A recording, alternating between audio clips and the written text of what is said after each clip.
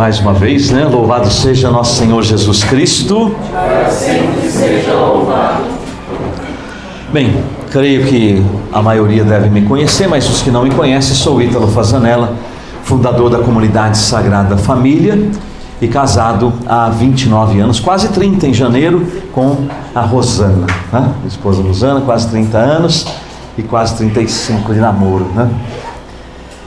Temos 6 filhos, 4 na terra, 2 no céu, perdemos 2 na gravidez e temos outros 4, dos quais os mais velhos, a Regina e o Paulo, nos deram 2 grandes presentes. O Paulo está ali, ó, né? E nos deram 2 grandes presentes, que são os nossos 2 primeiros netos, né? O Miguel e a Antonella. Temos também ainda a Miriam com 18 e a Natália com quase 15 o mês que vem, né? E nossa comunidade tem como carisma evangelizar e resgatar a família. A comunidade está no ano de jubileu, no ano jubilar dela, de 24 para 25 anos, completamos 24 anos este ano, em junho, e junho do ano que vem completaremos 25 anos. Aqui é a sede da comunidade, nós estamos também presentes na Diocese de Santos, de São José do Rio Preto e também Assis. E temos um pequeno grupo da comunidade em Vitória do Espírito Santo. Temos um casal também lá em Paudalho, uma cidade vizinha a Recife, né?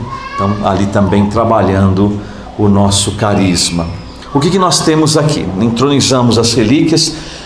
Parte de vocês com certeza já sabe, mas nós temos relíquias de primeiro grau, né? Relíquias de primeiro grau, deixar aqui também para a câmera poder focar depois um pedacinho do corpo de Luiz e um pedacinho do corpo de Zélia, né? Por isso que é de primeiro grau. Relíquias de primeiro grau são partes do corpo dos santos, carne, osso, o corpo inteiro, se for alguns santos que estão com o corpo preservado, cabelo, unha, enfim, tudo que pertenceu ao corpo do santo é relíquia de primeiro grau, primeira grandeza. Segundo grau, objetos, roupas que pertenceram aos santos, diretamente deles. E relíquia de terceiro grau, algum tecido, alguma coisa que foi tocada nas relíquias dos santos, né? Que nós temos de primeiro grau. Luiz e Zélia são patronos, são baluartes também da nossa comunidade. E nós ganhamos essas relíquias do santuário de Lisieux, lá onde viveu Santa Teresinha, justamente por conta disto, né? Desse trabalho que começamos a fazer, um trabalho pioneiro no Brasil. Está completando 10 anos este ano que nós, assim, mais firmemente começamos a estudar e a divulgar Luiz e Zélia de uma maneira pioneira no Brasil, isso em 2008. E aí, em 2009, acolhemos Luiz, Zélia e Teresinha como baluartes da comunidade. Em 2010 ganhamos as primeiras relíquias e depois fomos ganhando as relíquias de tal maneira que hoje nós temos relíquias de Luiz e Zélia em cada casa da comunidade, em cada localidade onde a comunidade está presente, para fazer um trabalho missionário com as relíquias. As relíquias visitam casas. Quem aqui já foi visitado? Vocês já foram, né? O Aníbal e a Márcia, também a Letícia e o Beto. Mais alguém? Pode já deixar o nome aí, quem quiser, a visita, né? Nós temos um projeto chamado Igreja Doméstica, que a gente vai com as relíquias, reza o terço, consagra as famílias, a Sagrada Família, visitamos enfermos, visitamos hospitais, as relíquias vão para encontros, retiros, congressos, pelo Brasil todo, já fomos até para fora, para os Estados Unidos, por uma comunidade de brasileiros lá. Enfim, este casal é um casal missionário conosco, né? O que nós temos aqui também? Esse relicário maior nós mandamos fazer no Brasil para dar um pouco mais de visibilidade. O que nós ganhamos lá de Lisieux foi essa parte central do cristal, do acrílico, com este relicário central. Nós temos aqui a borda de é uma réplica de um relógio que Luiz fez para Teresinha. Luiz foi relojoeiro e ele fez um relógio e deu de presente para Teresinha quando ela fez a sua primeira comunhão. Então aqui está a réplica da borda desse relógio. No verso, nós temos também uma outra réplica, a réplica de uma medalha. Luís foi relojoeiro, joalheiro. Ele fez uma medalha e deu de presente para Zélia no dia do casamento deles. Esta medalha representa o casal bíblico Tobias e Sara. Luís gostava muito do livro de Tobias, por isso então é um livro que fala de toda uma história de um casamento, né? De matrimônio. Então, como Luís gostava muito do livro de Tobias, ele cunhou a medalha com o casal bíblico Tobias e Sara e deu de presente para Zélia no dia do matrimônio deles. A medalha original está no museu, um pequeno museu anexo à casa onde eles moraram, em Alençon, terra natal de Santa Teresinha. O relógio original está na casa em que Luís morou com as filhas depois da morte de Zélia, em Lisieux, né? Lá embaixo nós temos a nossa pequena, humilde, mas primeira mostra de Luís e Zélia, logo na entrada da comunidade. Depois, com o tempo, durante os intervalos no nosso retiro, você pode com calma caminhar por aquele percurso. Ali tem algumas coisas da história de Luís e Zélia, alguns locais, desde do mapa da França, para a gente poder identificar onde está Paris, onde está Lisieux, onde está Alençon, né? O lugar do encontro de Luís e Zélia, a casa deles, a casa onde nasceu Teresinha, a igreja onde eles se casaram. Enfim, tem várias coisas ali muito interessantes para dar um suporte também ao nosso retiro, para que você possa entrar nessa viagem conosco, né? Mergulhar na vida deste santo casal, Luís e Zélia Marta. A palavra de Deus em Mateus 7, 24, 27, nós vamos falar um pouco sobre a construção humana e espiritual. Construção humana e espiritual da família. Durante todo o retiro nós vamos fazer um percurso na vida de Luís e Zélia. Esse aqui é o primeiro retiro que acontece na comunidade, exclusivamente sobre Luís e Zélia, provavelmente o primeiro retiro que acontece no Brasil. E depois ele vai se espalhar. Um retiro exclusivamente sobre Luís e Zélia, para falarmos da santidade no cotidiano. Não é o tema dessa primeira palestra, nós teremos um tema específico sobre isto, mas o tema geral do retiro é esse: santidade no cotidiano, que é a grande profecia, a grande palavra que Luís e Zélia trazem para nós com a vida deles. Ainda que talvez eles nunca tenham pronunciado esta palavra, vamos ser santos no cotidiano, mas a vida deles mostrou para nós que eles foram santos no dia a dia do matrimônio e da família. Esta palavra de Mateus capítulo 7, versículo 24 a 27, é a conclusão do discurso de Jesus no Sermão da Montanha. Sermão da Montanha, Mateus 5, 6 e 7. Muito importante esta palavra, porque se nós perdêssemos toda a Sagrada Escritura e conservássemos Mateus 5, 6 e 7, nós conseguiríamos ser bons cristãos, porque ali estão as bem-aventuranças, ali estão diversos conselhos que Jesus deu para aquela multidão, ali Jesus ensina o Pai Nosso. Enfim, os valores cristãos na essência estão no Sermão da Montanha. E aqui nesse trecho, Mateus 7, 24, 27, é a conclusão desse discurso. E quando nós temos um discurso e chegamos na conclusão do discurso, significa que ali aquele que está discursando, ele vai procurar dar um destaque de algo muito importante em cima de tudo que ele falou. A conclusão de um discurso é algo muito importante, porque ela deve marcar todo o discurso. E o Senhor diz assim: aquele, pois, que ouve estas minhas palavras e as põe em prática, é semelhante a um homem prudente que edificou sua casa sobre a rocha. Caiu a chuva, vieram as enchentes, Sopraram os ventos e investiram contra aquela casa. Ela, porém, não caiu, porque estava edificada na rocha. Mas aquele que ouve as minhas palavras e não as põe em prática é semelhante a um homem insensato que construiu a sua casa na areia. Caiu a chuva, vieram as enchentes, sopraram os ventos e investiram contra aquela casa, e ela caiu, e grande foi a sua ruína. Palavra da salvação. Glória a vós, Senhor. Alguns elementos importantes para nós destacarmos neste discurso de Jesus, para a gente poder compreender. Jesus, ele fala de dois homens. Homem aqui está no sentido genérico, duas pessoas. Uma dessas pessoas é uma pessoa que Jesus chama de prudente. A outra pessoa Jesus chama de insensato. O prudente, ele diz que edificou a casa sobre a rocha. O insensato, ele diz que edificou a sua casa sobre a areia. Outros elementos que Jesus traz aqui. Primeiro, o homem, pessoa prudente, a pessoa insensata. Ele fala de casa. O que Jesus quer dizer com casa aqui?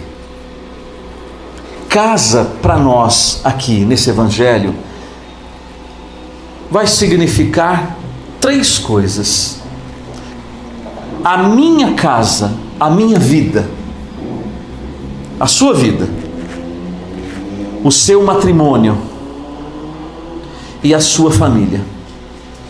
A sua vida, o seu matrimônio e a sua família. Quando você ler casa nesse evangelho, você vai entender minha vida, não é minha casa, minha vida, tá? Mas é minha vida, é meu matrimônio e é minha família. Minha família.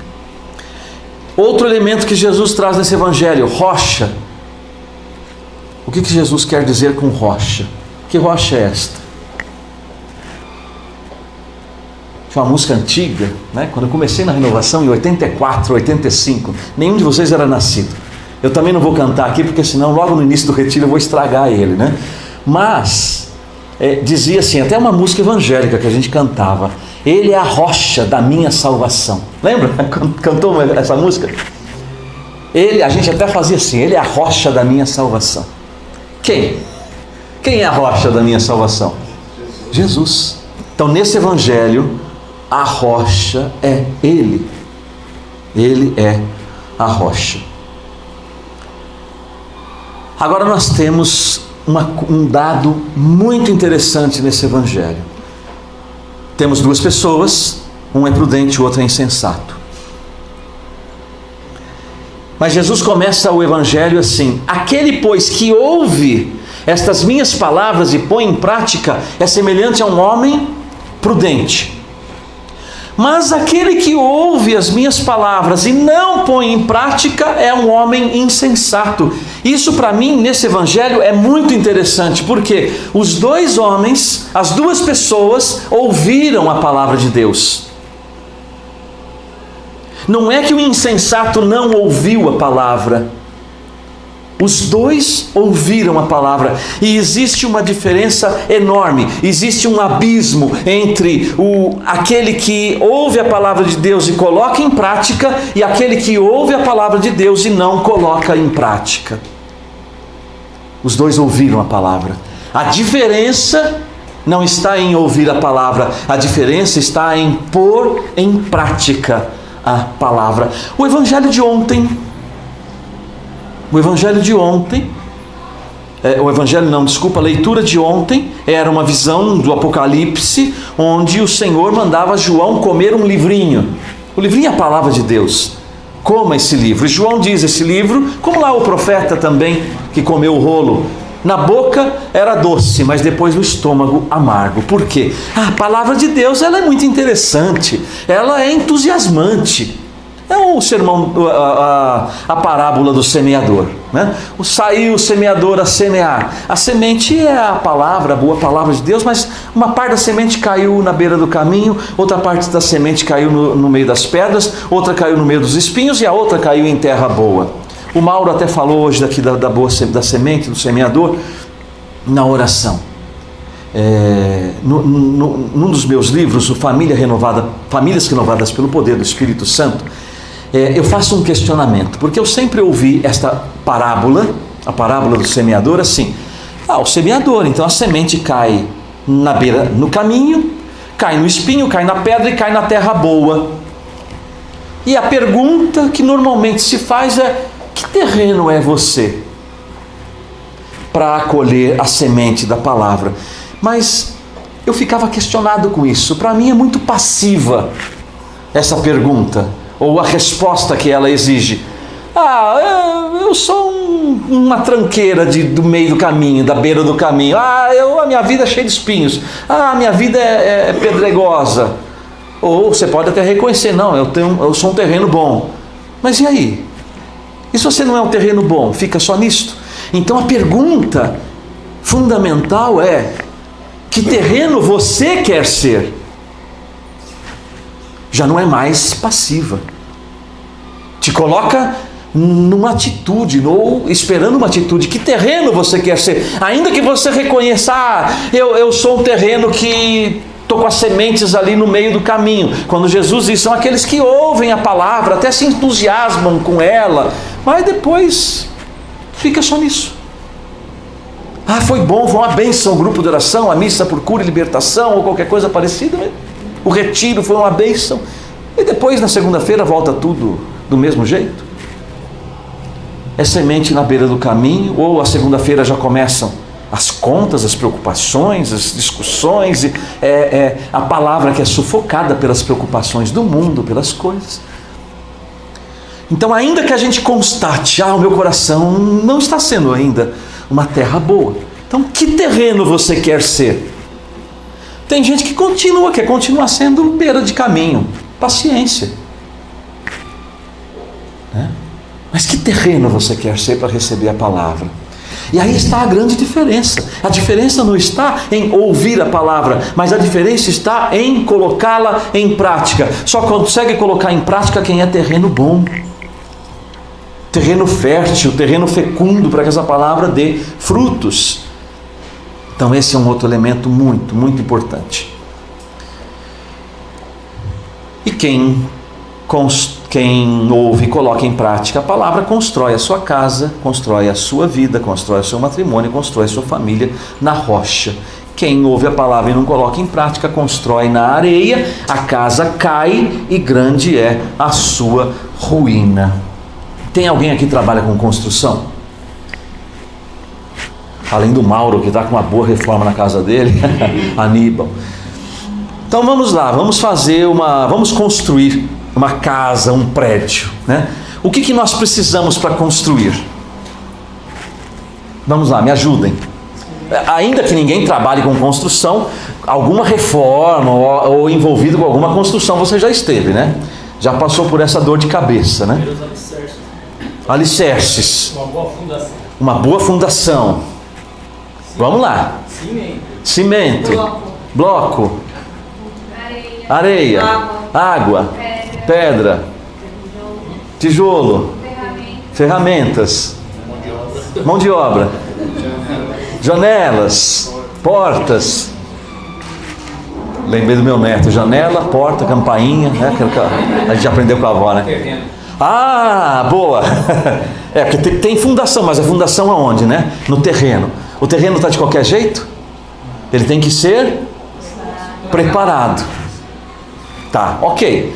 Temos o terreno foi preparado, a gente vai começar a colocar os alicerces, mas de qualquer jeito? Como é que é? O que a gente precisa antes disso?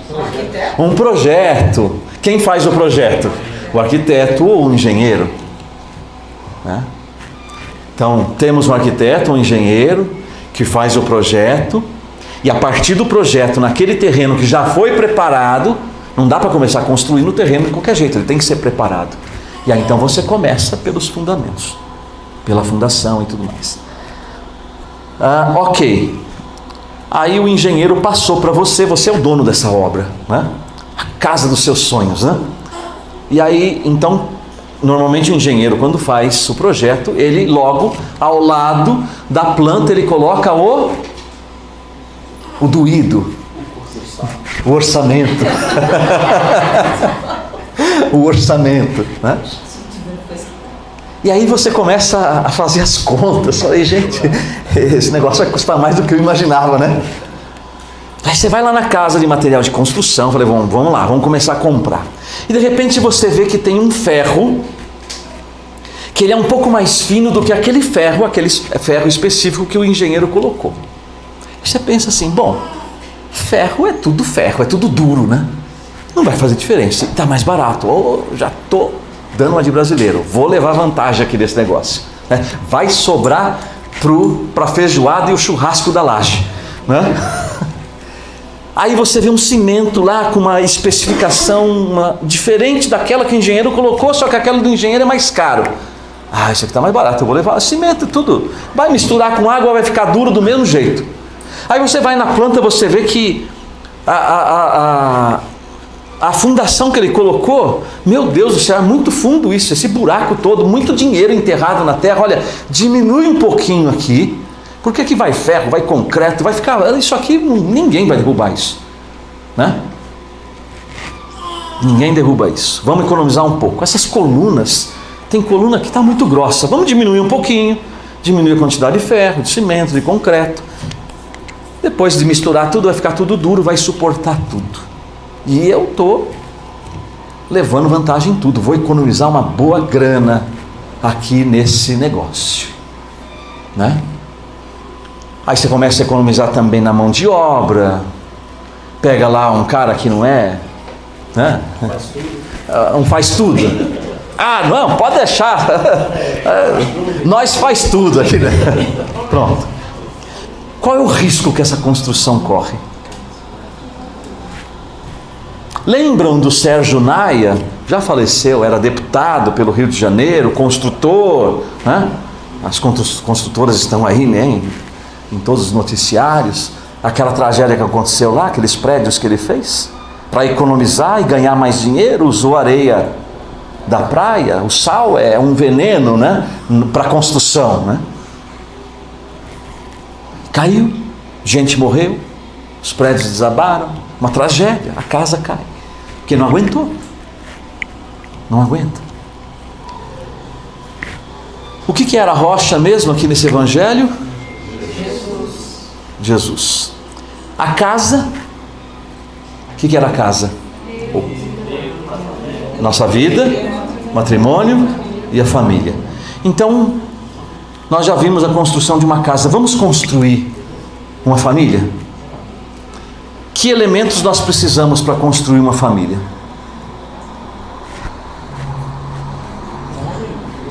Oi? Quem falou? Homem e mulher? E marido. Aqui normalmente as pessoas não lembram disso. Falam um monte de coisa. Precisa de um homem e de uma mulher. Originais. Em tempos de ideologia de gênero, a gente tem que ser bem claro, né? Um homem e uma mulher, e Deus os criou, homem e mulher, originais. Aí um só, né? Um homem e uma mulher. O homem e a mulher, podemos dizer que são o terreno. É o terreno onde a família vai ser construída. Mas nós, na outra construção, falávamos de terreno, mas nós falamos de uma outra coisa. Falávamos do engenheiro, o arquiteto. E para construir a família, quem é o engenheiro? É Deus. Ele é o engenheiro. Aqui não é um curso de maçonaria, mas ele é o grande arquiteto do universo. É Deus. A família é a instituição divina. Ele criou o projeto. E o projeto original de Deus está na palavra, principalmente em Gênesis. Então nós temos o engenheiro, nós temos o terreno, um homem e uma mulher. Mas precisamos de outros elementos. Aqui já foi falado do namoro. Quem mais? O que a gente precisa para construir uma família? O noivado, namoro, noivado, o que mais? Oi? Sacramento. Respeito. Amor. Muito importante. Harmonia. Companheirismo. Intimidade. Perdão. Como está na igreja, na palavra, 70 vezes 7, né? Diálogo. O que mais? Também tem mais um, tem noivo aqui, né? Só a noiva não está, mas o noivo está. Amanhã. O que mais? Quem falou aqui? Paciência. Pouca ou muita? Mais por parte da mulher ou por parte do homem? Quem é mais cabeça dura? Que mais? Entendimento. É uma palavrinha que não foi falada ainda. A paixão. Oi? Oração também fundamental. Compreensão. O que os jovens falam por aí? É meu MA. O que é MA? Amizade? É, exatamente. Amizade é fundamental. Depois, durante o retiro, nós vamos ver como foi e como existia uma profunda amizade entre Luiz e Zélia. Sem amizade, não dá para fundamentar um matrimônio. Os melhores amigos temos que ser nós, marido e mulher. Mas não é o meu tema agora da amizade deles, mas é importante. Como na outra construção, se a gente quiser levar vantagem aí a lá brasileiro, ou a lá brasileira, e quiser economizar nesses materiais, economizar no perdão, na paciência, economizar na amizade, economizar no diálogo, economizar na compreensão, economizar no respeito, o que vai acontecer com essa casa? Vai desabar. Por quê? A palavra o que disse para nós? Caiu a chuva, vieram as enchentes, sopraram os ventos, investiram contra aquela casa, ela não caiu porque estava edificada na rocha. Agora a outra, caiu a chuva, vieram as enchentes, sopraram os ventos, investiram contra aquela casa e ela caiu, e grande foi a sua ruína.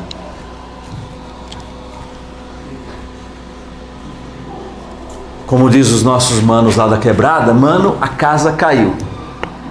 É assim mesmo. A casa cai. A casa cai. Grande é a sua ruína. Então nós não podemos economizar. Na vida, na construção da vida, na construção do matrimônio e na construção da família. Temos que investir tudo o que for de melhor. Algumas famílias são uma referência especial do projeto de Deus. Acima de tudo, a Sagrada Família. A família de Nazaré é o grande modelo que Deus deixou para nós. Mas algumas outras famílias Deus também vai suscitando. E quando nós olhamos para a família Martã, esse olhar é um olhar para uma família que viveu de maneira excelente o projeto do Criador. Esse projeto todo que nós falávamos aqui, eles viveram com fidelidade este projeto. Então nós vamos caminhar, como já disse, no conhecimento da vida deles, essa família, penetrando a espiritualidade que eles viveram. A espiritualidade que eles viveram. A forma que eles viviam em família, a forma com que eles levavam o matrimônio deles, como era o caminho de encontro e comunhão com Deus nessa família. E quem é a família Martã? Já disse que Luiz foi relojoeiro joalheiro, né? São os pais de Santa Teresinha, do Menino Jesus, uma das santas mais conhecidas, né, no mundo. Alguém não conhecia aqui Luiz e Zélia? Nunca tinha ouvido falar de Luiz e Zélia? Já, né? Mesmo porque também vieram para o retiro de Luiz e Zélia, né? Quem é que vai? Eu vou para esse retiro que eu não conheço, quem é esse tal de Luiz, quem é esse tal de Zélia? Pode até acontecer, alguém convida, olha, vamos lá, vai ser muito bom. Então você vai. E não sabe quem é, né? Então louvado seja Deus. Os pais de Santa Teresinha, ela que disse, eu nasci numa terra santa. Os primeiros a reconhecer a santidade dos seus pais foram as filhas. Eu nasci numa terra santa e de perfume virginal. Era a referência que Teresinha tinha de Luiz e Zélia. E também aquela outra frase dela: o bom Deus deu-me pais mais dignos do céu do que da terra. Porque ela reconhecia que os seus pais eram muito mais dignos do céu do que da terra, porque ela via neles um testemunho de santidade. Um testemunho de santidade.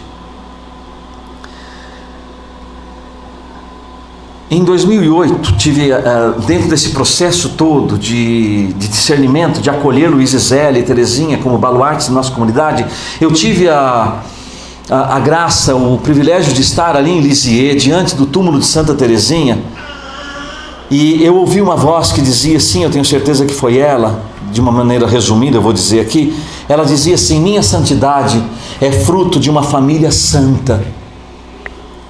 Ensinem as famílias a serem santas e peçam ajuda para os meus pais.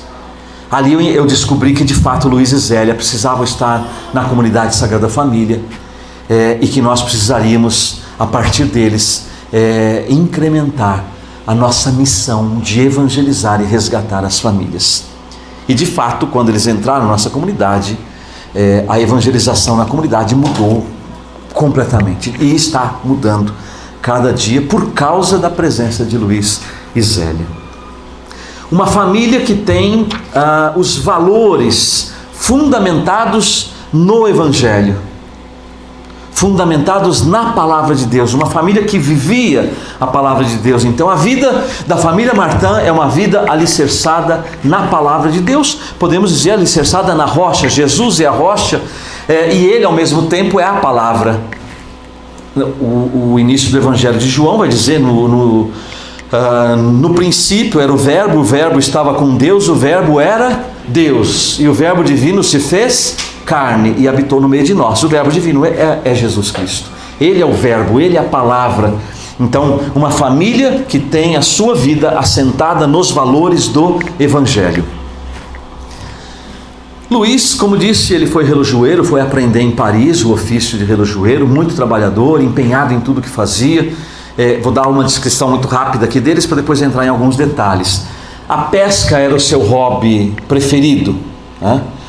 Acho que a única coisa que eu não me encaixo com Luiz, né? Não que eu quero me comparar com ele, é pesca. Nunca tive paciência para pesca, não, né? Me chame para futebol, me chame para andar de bicicleta, para jogar bilhar. Ele jogava bilhar com os amigos dele, né? Mas não me chame para pescar. Se for para nadar, pode. Para mergulhar, eu mergulho, né? Eu sou mais peixe do que vara. Então, mas a pesca era o hobby preferido dele. Tocava piano com as filhas, cantava. Elas dizem que ele tinha uma voz boa, né? Gostava de cantar, cantava com elas, imitava os sons da natureza com perfeição.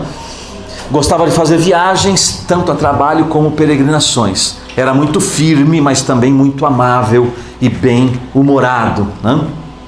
Era um homem contemplativo, né? Por causa do seu temperamento, mais de vida interior. Gostava do silêncio, intimidade com Deus, de profunda oração, sensível aos mais necessitados, dado aos sacrifícios por amor a Deus. Gostava muito de peregrinar, excelente nadador e bombeiro voluntário. Abriu a sua relojoaria, joalheria, ainda quando solteiro, no térreo da casa onde ele morava com os pais. Foi a primeira casa que eles moraram depois do casamento. Na nossa mostra lá embaixo, você vai ver que tem uma foto da relojoaria dele na época e uma foto como ela está hoje. Funciona uma outra empresa ali naquela casa. Já a casa deles é possível visitar. Foi conservada pela diocese. E depois ele continuou com a sua relojoaria, mas acabou vendendo a relojoaria para ajudar Zélia na empresa dela. Ela também tinha uma empresa chamada Ponto de Alençon, que era uma empresa de rendas, uma renda muito delicada. 3 anos de curso para poder aprender essa renda. Zélia foi especialista, inclusive ganhou prêmios por conta dessa renda, e a empresa familiar dela começou a crescer, tinha muito trabalho. O que Luiz fez? Vendeu a empresa dele e ajudou Zélia na sua empresa. Zélia teve uma infância muito triste, devido à rigidez da educação que ela recebeu, né? Principalmente por parte da mãe dela. Os dois são filhos de militares, e ela sofria terríveis enxaquecas desde pequena, né? E acompanhou ela a vida inteira. Apesar de todos esses fatos marcarem depressivamente sua vida, ela se manteve numa fé corajosa e confiante. Caráter forte, prática, era uma mulher muito prática, forjada na resignação à vontade de Deus e em cada provação, em cada dificuldade. Zélia tinha tudo para ser uma depressiva largada numa cama o resto da vida. Tudo. Mas este caráter forte dela, essa união íntima com Deus, muito aberta à ação de Deus, como Luís também muito trabalhadora, dedicada, sensível também aos necessitados. E depois aprendeu o ponto de Alençon, já falei sobre a empresa que ela abriu, né? E exerceu essa profissão até praticamente quase a sua morte. Por causa, isso aqui é importante, por causa do grande amor a Deus que eles tinham, nasce no coração deles desde novos o desejo de ser santo. Não é o contrário. Primeiro eu quero ser santo e depois eu amo a Deus. Essa santidade é fajuta, porque é uma santidade orgulhosa. Eu quero ser santo. Não. Primeiro a gente ama a Deus, e por causa do amor a Deus, nós não queremos ofendê-lo, evitamos a todo custo o pecado, e aí então entramos no caminho, na via da santidade. Então, por causa do amor a Deus, eles tinham desejo de santidade. E porque tinham o desejo de santidade, eles queriam entrar na vida religiosa. Os dois desejaram entrar na vida religiosa e tentaram entrar na vida religiosa. Zélia nas Clarissas e Luís nos Agostinianos. Não foram aceitos, porque Deus tinha outros planos para eles. Outros planos. Lá embaixo também vocês vão encontrar, num dos primeiros painéis, a ponte do encontro de Luís e Zélia. Isso foi em abril, uma primavera lá, né? Na França era primavera, uma primavera de 1858, era abril de 1858, naquela ponte de São Leonardo, hoje chamada Ponte do Encontro, conhecida como Ponte do Encontro, em cima de um rio chamado Sarthe, que cruza a cidade de Alençon, que fica a quase 200 quilômetros de Paris, na região chamada Normandia, na França, que é a mesma região de Lisieux. Eles não se conheciam, né? Apesar de que a mãe de Luís conheceu Zélia porque fez o curso do Ponto de Alençon juntos. E a mãe de Luís percebeu algo diferente em Zélia. E logo pensou, esta é uma boa moça para o meu Luís. E com certeza rezou. Que bom partido, né? Para o meu Luís. Mas as famílias não se conheciam, eles não se conheciam. E ali, naquela primavera de abril de 1858, eles se cruzaram naquela ponte. E quando eles se cruzaram naquela ponte, no coração de Zélia, ela ouviu uma voz. Ela atribui a mesma voz que anos atrás, em 8 de dezembro, Imaculada Conceição, ela pedia uma orientação a Nossa Senhora, o que ela poderia fazer para ajudar a família. E Nossa Senhora disse para ela, faça o Ponto de Alençon. O Ponto de Alençon já era uma renda muito conhecida na França, muito apreciada pela alta sociedade de Paris, enfim, um pedacinho daquela renda hoje custaria uns R$500. Então era uma renda muito delicada, né? Muito cara. E Nossa Senhora disse, faça o Ponto de Alençon. E ela diz que a mesma voz, ela ouviu na ponte. Foi ele que eu preparei para você. Foi ele que eu preparei para você. Dali 3 meses estavam casados.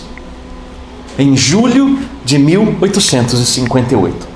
Do dia 12 para o dia 13, à meia-noite do dia 12 de julho, né, para dia 13 de 1858. Se casaram nessa igreja que está aqui, Nossa Senhora de Alençon, a igreja onde Teresinha foi batizada, a única das filhas que foi batizada que foi ela. Eles tiveram 9 filhos, mas depois dos filhos, ainda nas outras palestras vai ser falado, né? Mas tiveram 9,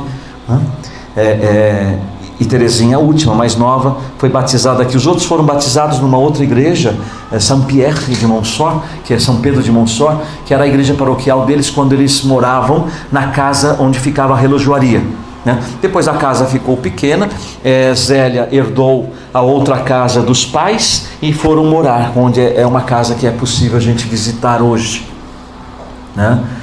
E ali nasceu Teresinha. Os outros filhos todos nasceram na primeira casa. A única que nasceu nessa casa atual e foi batizada nessa igreja foi Teresinha. E ali eles se casaram. Se você percebeu, 1858, 2018 são 160 anos.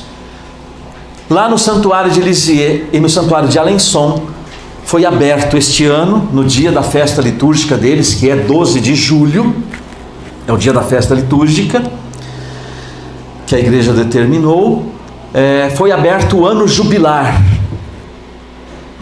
dos 160 anos de matrimônio e vai se concluir, né, no ano que vem. Então estamos no ano do jubileu. Então este retiro se reveste de uma graça especial. Nós estamos no ano jubilar da Sagrada Família e estamos no ano jubilar de Luiz e Zélia. Hebreus, já li hoje, né? Que ninguém deixe passar a graça de Deus. Se você deixar a graça de Deus passar, o que eu vou dizer para você? Só lamento. Só lamento, porque sem santidade, é a palavra de Deus que diz, Hebreus, acabei de ler, né? 12, 14, 15. Sem santidade ninguém vê a Deus. Ninguém vê a Deus sem santidade.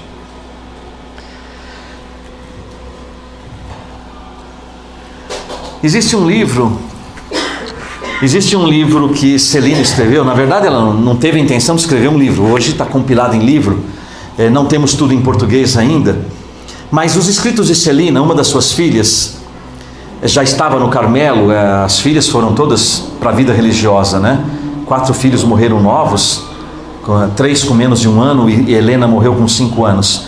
E depois então temos Maria,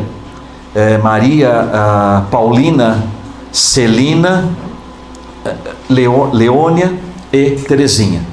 Celina, uma das suas filhas, a pedido da superiora no Carmelo, né? Paulina, Maria, Celina e Teresinha foram para o Carmelo, e Leônia foi para o Mosteiro da Visitação, as irmãs visitandinas. E Celina então escreveu sobre a mãe e sobre o pai, os traços morais da vida deles. Testemunho da filha, também citando as memórias dela e das irmãs, e às vezes de algum parente. E ela recorda que o arcebispo de Bordeaux é uma cidade que fica descendo a França, quase uns 500 quilômetros lá de Alençon para baixo, é onde Luís nasceu. E o arcebispo de Bordeaux, quando encontrou a procissão do batismo de Luís, esse bispo profetizou e disse para os pais: alegrai-vos, este menino é um predestinado. Olha, profecia. Estava sendo batizado. Este menino é um predestinado. O testemunho de uma família que conheceu a família de Luís, né? Até os filhos eram amigos de Luís, enfim. E essa família recorda o que dizia a mãe de Luís. A mãe de Luís costumava dizer assim: o meu Luís, o meu caro Luís é uma pérola. E os amigos de Luís confirmavam, né? Realmente Luís Martin é um santo. Os amigos da juventude. E disse Celina ainda: meu pai era em todas as coisas de uma retidão militar. Herdou um pouco isto, né? Filho de militar, né? De uma retidão militar num bom sentido, né? Caridade extrema para com o próximo. São palavras que Celina vai trazendo para nós. Aqui, essa primeira palestra, a gente vai traçando um pouco da história. Estou introduzindo vocês na história de Luiz e Zélia, ainda que o nosso retiro, as palestras não são cronológicas, mas tem uma ordem lógica, não cronológica, mas lógica, né? Então, caridade extrema para com o próximo. Uma das domésticas que trabalhou para eles, disse assim: o senhor Martin era sobretudo um santo e muito corajoso, não tinha medo de nada, nem de barata. Esse acréscimo é meu, viu? Não tinha medo de nada, vírgula. Nunca julgava ninguém, tinha uma paciência inalterável, não murmurava, era muito alegre, humilde, sereno. Não é que ele tinha uma paciência inalterável, depois umas filhas também vão dizer assim, ele moldou o seu temperamento. Ele gostava muito de São Francisco de Sales. E não sei se vocês sabem, embaixo da mesa de São Francisco de Sales ficaram as marcas dos dedos dele. Porque ele tinha um temperamento muito... E para ele, e as pessoas testemunham, São Francisco era uma seda, era uma moça. Mas ele controlou o seu... Então, nas raivas, nos acessos de raiva dele, apertava a mesa, ficou a marca dos dedos para se controlar, né? E Luiz gostava muito de São Francisco, e as filhas se conhecem. Ele teve que fazer também muita ascese para ser essa pessoa. Espírito culto, gostava de leitura, né? Honesto, pontual, exigente consigo mesmo, gostava de ordem, uma pessoa disciplinada, mas muito terno com as suas filhas e as pessoas. Porque se eu parasse aqui, a gente poderia falar: nossa, me parece um cara chato, né? Um velho ranzinza chato, né? Não, mas ele era muito terno com as filhas, com as pessoas, a ponto de Terezinha escrever: não há coração de mãe que o supere. Não há coração de mãe que supere a ternura do meu pai. Nossa mãe era a abnegação em pessoa, dotada de uma grande coragem, de um caráter extraordinariamente enérgico, com um coração sensibilíssimo e generosíssimo, escreve Celina. Vejam que os qualitativos aí, né? Sempre orientado para Deus, no qual havia uma heróica confiança. Isso é fundamental, gente. Sempre orientado para Deus. Minha mãe tinha um temperamento muito ativo. Era a atividade em pessoa. Era a última a se deitar e levantava-se às 5 da manhã e tinha sua atividade até às 23 horas. Aos poucos também vamos nos identificando, né? Alguns vão se identificando com o ritmo de Luiz e Zélia. Ótima dona de casa, repugnava todo tipo de desperdício, mas não economizava quando a questão era para a santificação de suas filhas. Aí Celina lembra uma coisa de Paulina, que disse: os meus pais sempre me pareceram santos. É a imagem que fica para as filhas.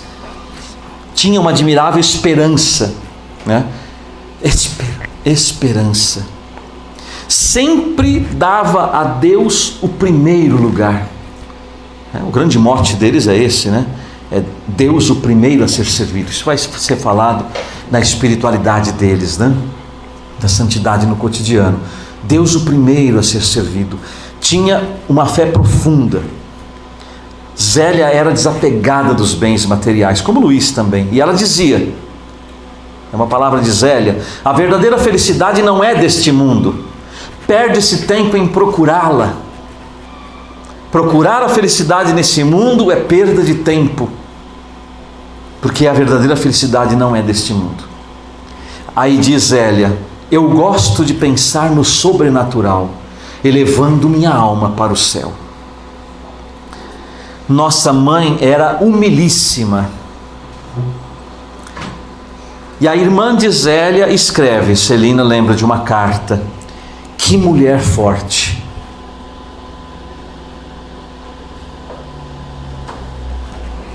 Zélia não era lacradora. Vamos atualizar um pouco a santidade no cotidiano. Nem era feminista, nos termos de hoje. Mas era uma mulher forte. A adversidade não a abate. A prosperidade não a orgulha.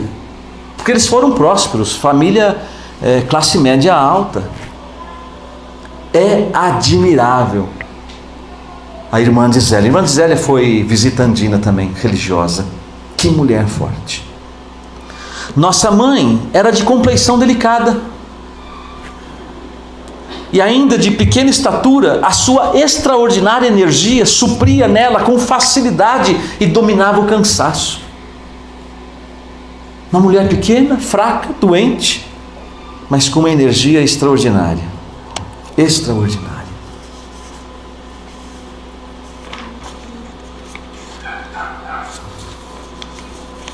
Aqui nós temos, vamos ver durante esse retiro, muitos outros traços. Eu quis aqui destacar algumas coisas um pouco mais presentes de maneira, não era de maneira extraordinária, era de maneira corriqueira. Documento novo que o Papa Francisco escreveu sobre a santidade, Gaudete et Exsultate, ele diz assim, que o que é a santidade? É fazer de maneira extraordinária o ordinário, e Luiz e Zélia são os santos do ordinário, por isso santidade no cotidiano. Esse é o segredo, é fazer de forma extraordinária o ordinário. Fazer de forma extraordinária é isso, ó, cuidar de um filho, dar de mamar, trocar a fralda, lavar a louça, ajudar a esposa, ajudar o marido, limpar a casa, dar atenção, olhar nos olhos, o dia a dia. Qual é o dia a dia de uma família? Nós não precisamos abdicar do dia a dia da família, do matrimônio, para a gente poder agora desejar o caminho de santidade. Agora eu quero ser santo como Luiz e Zélia. Então sejam como eles, sejamos como eles, sejamos como eles. É a santidade no cotidiano. E qual é o segredo? Bom, ok, Ítalo, fazer de modo extraordinário o ordinário. O segredo o Papa também diz isto, e tem muito a ver com Teresinha, colocar amor. Quando a gente coloca amor em tudo, até a menor ação vira extraordinário. Teresinha diz, né? Se eu pegar um alfinete do chão, por amor a Deus, eu estou salvando almas. Colocar amor. E o colocar amor é agora, é hoje. Palavra de Deus. Jesus chorando sobre Jerusalém. Se você soubesse quem te visita hoje. É hoje. Teresinha diz assim, diante de Deus, eu só tenho o hoje para amar a Deus. Só tenho o hoje para amar a Deus. Porque a minha vida é um brevíssimo segundo. Certo, Fábio e Juliana? Nossos irmãos da ordem carmelita descalça secular. São especialistas em Teresinha, né? Eu estou aqui só... Minha vida é um brevíssimo segundo. Só tenho hoje. Para construir essa família na rocha, eu só tenho hoje. Se eu esperar amanhã, pode ser tarde demais. Eu só tenho hoje. Como eu disse também para vocês, o grande modelo é a família de Nazaré. A família de Jesus. A família que Deus escolheu para ele. A Sagrada Família. E eu quero encerrar com este trecho do documento do Papa João Paulo II, Papa da Família, São João Paulo II, nosso saudoso, querido Papa, sobre a figura e a missão de São José, Redentores Custos, número 7. Ele diz assim: enquanto o casal formado por Adão e Eva tinha sido a fonte do mal que inundou o mundo, o casal formado por José e Maria constitui o vértice do qual se expande por toda a terra a santidade. Olha que coisa impressionante. Adão e Eva foi o casal que, por causa da desobediência, por causa do pecado, inundou o mundo com o mal. Foi uma fonte do mal que inundou o mundo. Mas o casal formado por José e Maria se constitui o vértice. Vértice é o ponto culminante, é o ponto mais alto do qual, por qual se expande por toda a terra a santidade. Através de José e de Maria se expande por toda a terra a santidade. É na Sagrada Família, nesta originária igreja doméstica, que todas as famílias devem espelhar-se. Mas Ítalo, você falou que também as famílias que são referência, e Luiz e Zélia são referência. Ah, sim, primeiro casal canonizado juntos na história da igreja. Foram canonizados no dia 18 de outubro de 2015. Completou agora, mês passado, 3 anos de canonização. Primeiro casal na história da igreja a ser canonizado juntos. Tem outros casais com processos aí, inclusive tem um casal no Rio de Janeiro, tem um casal na Itália, tem outros também que estão aí em processo. Mas o primeiro que foi canonizado junto na igreja foram eles. Mas agora você lê aqui que é na Sagrada Família, é nesta originária igreja doméstica que todas as famílias devem espelhar-se. Ela, né, a Sagrada Família, constitui, portanto, o protótipo, o modelo e o exemplo de todas as famílias cristãs. Mas, Ítalo, se eu olhar para Luiz e Zélia, será que vão ficar magoados? Eu vou fazer uma coisa aqui para vocês entenderem. Não sei se o nosso câmera vai conseguir pegar aqui. Eu vou fazer assim, ó. Até o nosso relicário favorece. Olha para Luiz e Zélia. Quem que vocês veem por trás deles? Até pela transparência, né, É isto. O que Luiz e Zélia querem fazer conosco é exatamente isto. Quando nós olharmos para eles, eles mesmos se encarregam, porque eles foram muito devotos de São José e de Nossa Senhora. Muito. E é exatamente isto que eles querem que a gente faça. É este caminho de santidade, tendo-os como modelo. E como Luiz era muito obediente, muito pontual, já me mostraram o 0, eu termino por aqui. Fazendo uma oração, podemos cantar. O que mais nós poderíamos nesse momento desejar? O que mais? A não ser como eles, como Luiz e Zélia, como José e Maria. Desejar a santidade, mas como eles desejaram, por causa do amor a Deus. Amar a Deus sobre todas as coisas. E assim, legitimamente, nós podemos desejar a santidade. Ajuda-nos, Luiz e Zélia, Marta. Ajuda-nos, Sagrada Família, a sermos famílias santas, a construirmos um projeto de santidade em nossas vidas, matrimônio e família, segundo os desígnios de Deus. É o que nós queremos. Ajuda-nos, vem em nosso auxílio. Como é bom ter a minha família, como é bom. Vale a pena vender tudo mais para poder comprar este campo que esconde um tesouro. Este campo que esconde um tesouro, que é sumo bem, bom.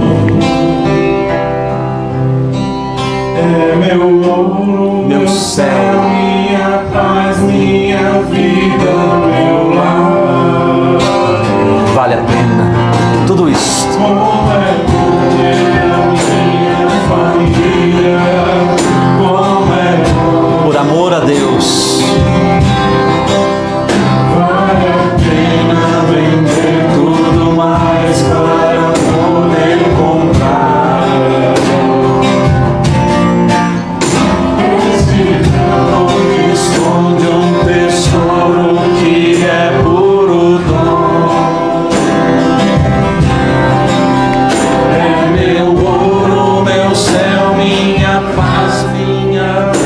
vida, meu lar. Vale ou não vale a pena?